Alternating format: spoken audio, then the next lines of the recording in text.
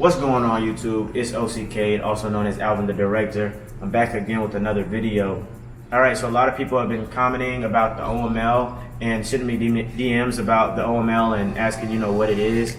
So, alright, here it is. So, the OML is basically how you're ranked in OCS. It's a long list, so say every company has about 160 people in it. You'll have a number based on your performance throughout the course of what ranking you are. So of course you have your number 1, you have your number 160. In order to be at the top of the OML, it's kind of obvious. You just have to score well on all the tests and be a first-time go, and that'll put you towards the top of the OML. Now there's some very important things that goes into the OML. Everything is not ranked the exact same. I don't know exactly how everything is structured and how it's ranked, but I will tell you that the first PT test that you take, it weighs a lot. It probably weighs the most out of everything you take. So whenever you get here, do your best to try to get a 300, or if not a 300, get as close as you can to that 300. One, it helps you to get a high PT score so you can go ahead and class up. But two, it'll also put you up higher on the OML if you perform well on that PT test, especially in the very beginning. All the tests that you have throughout OCS, you'll be graded on. And of course, the higher you get toward 100, that'll somehow get structured towards the OML. They take a percentage of each test and they put that towards the OML. So just perform well on every single test and you won't have anything to worry about when it comes to your class ranking.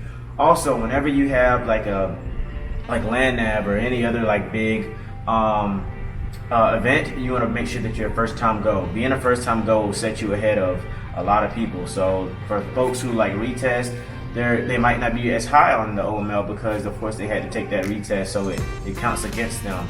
Also sticks is very important. Sticks weighs probably just as much as that initial PT test, if not more.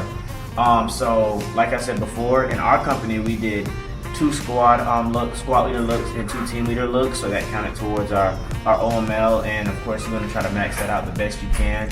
So whenever they're giving out blocks of instruction, you want to make sure that you're paying attention to it. Make sure that you set aside some time to study, so that when it comes time for these big events and when it comes time for the test, you perform well. Also, make flashcards. Flashcards can be your best friend. Whenever you take tests and stuff like that, if you make good flashcards, make good notes, you're gonna do well. Everybody that was a first time go and did well in the OML, they made good flashcards and they all studied hard.